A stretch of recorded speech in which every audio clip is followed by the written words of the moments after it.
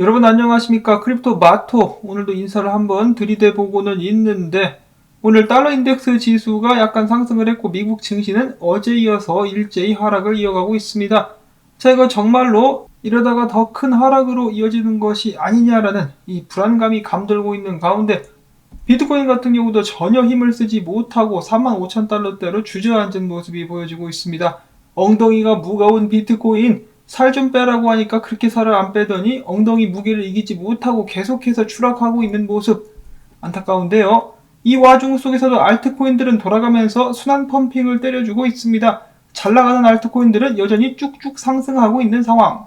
자, 과연 이번 주말은 웃는 주말이 될 것인가, 우는 주말이 될 것인가, 아니면 웃다가 울다가 웃다가 울게 만드는 그런 주말이 될 것인가, 기대를 한번 가져보도록 하시면서 오늘 소식들 한 번씩 알아보도록 하겠습니다. 자, 첫 번째로 최근에 계속해서 가격이 떨어지고 있는 이더리움이긴 하지만 2021년도 초부터 지금까지 0.01개에서 이더리움 1개 이상을 보유한 지갑 숫자는 620만 개 이상이 증가했다고 합니다. 이런 상황에 대해서 코인매트릭스는 이야기하기를 이더리움 사용자 채택이 계속해서 크고 빠르게 확대되고 있으며 그 규모가 최근 이더리움의 가격 하락에도 영향을 받지 않았다라고 이야기를 하고 있습니다. 또한 추가적으로다가 이더리움 고래들 및 노드 검증자들은 이더리움 2.0에 계속해서 이더리움을 스테이킹 중인 상황, 이를 통해서 이더리움의 상승 압력 기대를 해볼 수가 있겠는데 아직까지는 비트코인에 못 이겨가지고 힘을 내지 못하고 있는 이더리움입니다.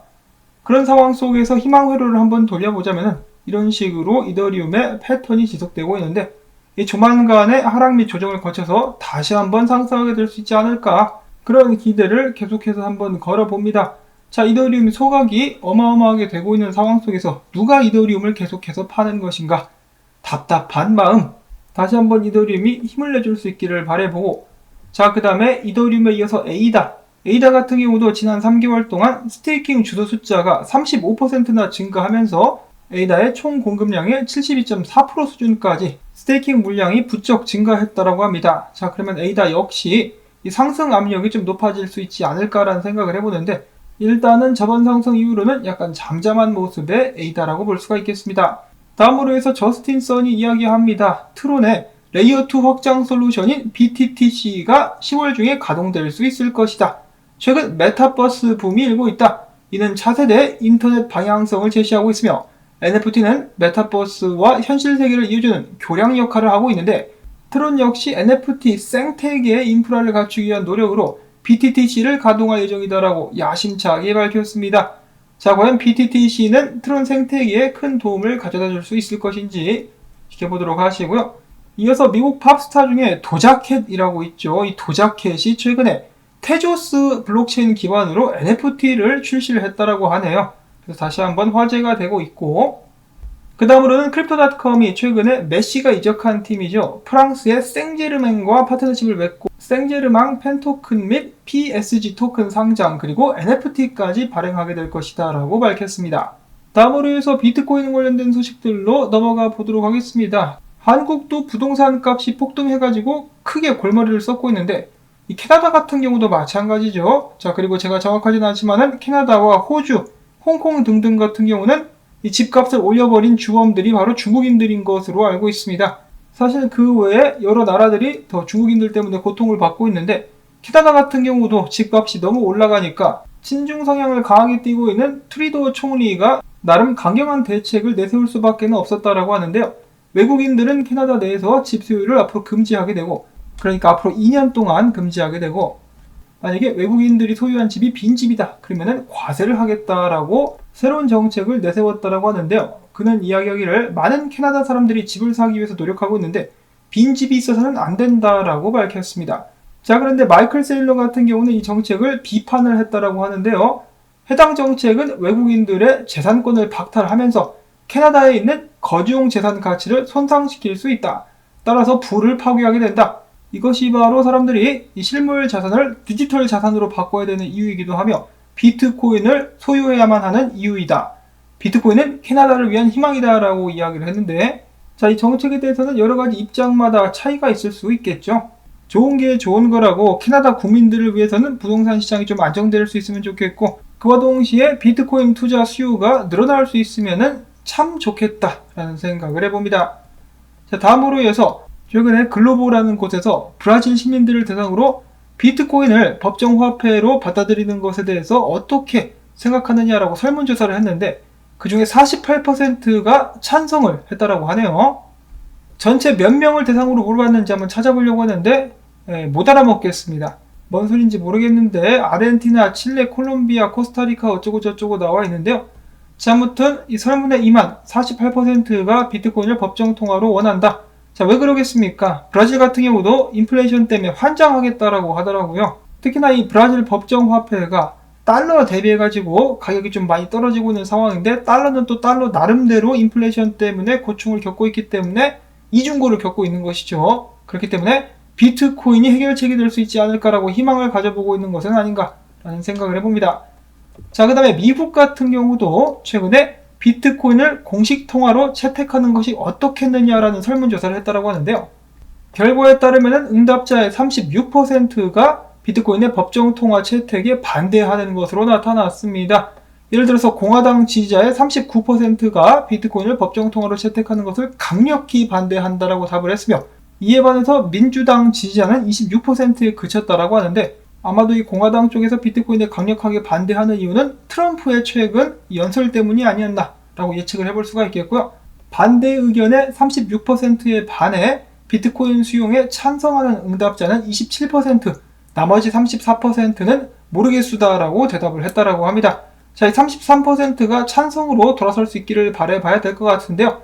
당연히 미국 내에서 이러한 일이 현실이 되기는 굉장히 힘들겠죠. 달러가 기축이어야만 미국은 그 힘을 유지할 수 있기 때문인데 그럼에도 불구하고 비트코인을 싫어하는 많은 미국인들이 조만간에 달러에 대한 신뢰를 서서히 잃어가게 되지 않을까라고 예상을 해볼 수가 있는 것이 자, 미국의 8월 생산자 물가 수치가 나왔습니다. 최고점을 경신하게 되면서 무려 8.3%나 증가했다라고 하는 것인데요.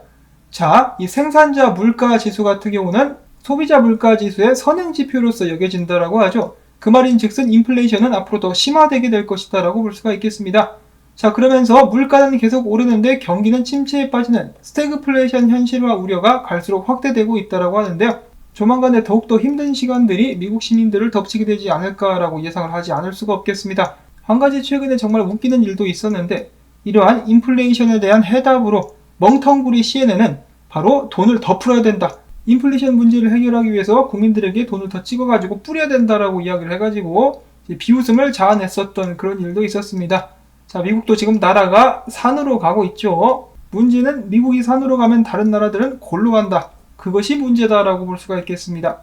자, 다음으로 해서 억만장자 투자자이자 유명한 오메가 어드바이저 창립자인 리온 쿠퍼맨이 내가 봤을 때 가치 저장 수단으로서는 비트코인보다 금이 더 낫다라고 발언을 했다라고 합니다. 자, 그는 추가적으로 이야기하기를 나는 비트코인이 사기인지 아닌지는 모르겠다. 내가 올해 78세인데 디지털 자산에 대해서 전혀 아는 것이 없다. 당신이 비트코인을 이해하지 못한다면 그것은 늙었다는 증거다라고 하면서 본인은 비트코인보다는 금을 지지한다라는 발언을 했습니다. 자, 근데 어느 정도 이해가 되는 것이 모르는 것에 투자하는 것보다는 이미 잘 알고 있는 것에 투자하는 것이 이 투자자 입장으로서는 마음이 편할 수가 있겠죠. 그리고 그는 이어서 덧붙이기를 미국 정부가 달러 대체 수단 마련을 결코 긍정적으로 보지는 않을 것이라고 이야기를 했는데 사실 미국 정부뿐만 아니라 전 세계 여러 나라들이 본인들의 화폐보다 비트코인이 더 주목을 받을까봐 노심초사하면서 비트코인을 견제하고 있는 상황입니다. 자, 그럼에도 불구하고 무제한 양적 완화로부터 사람들은 자신들의 자산을 보호하고자 하는데요. 이번에는 버지니아의 2개의 공적 연금에서 비트코인 및 암호화폐에 투자를 하기 위해서 승인을 기다리고 있다라고 블룸버그가 밝혔다라고 합니다. 이것이 도미노가 되어가지고 더욱더 많은 곳들에서 비트코인 및 암호화폐로 몰려들 수 있기를 바라보고요. 그 다음으로 해서는 영국 우체국에서 다음 주부터 암호화폐 구매 서비스를 제공하게 된다는 신박한 소식이 또 나왔습니다. 자, 영국 우체국 같은 경우는 EasyID라는 서비스가 있는데요. 이 서비스를 활용해가지고 탈중앙화 거래소 스왑마켓을 통해서 영국 사람들은 비트코인 및 이더리움을 매입할 수 있게 될 것이라고 합니다. 참고로 스왑마켓 같은 경우는 디파이 서비스도 제공한다라고 하는데 이를 통해서 더욱더 많은 사람들이 암호화폐 투자에 기회를 받을 수 있게 되기를 바라봅니다.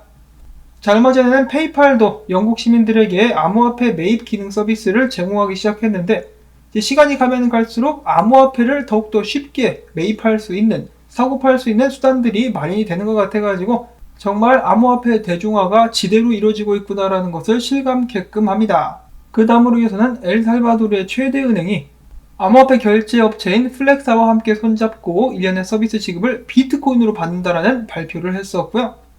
이어서 크립토코안트의 CEO 쭈기용 대표의 의견들을 몇 가지 보도록 하겠는데, 거래소의 비트코인 공급량이 이전 최저치를 갈아치우려고 하고 있다. 비트코인 매도자들의 유동성 위기가 발생하기를 기대한다.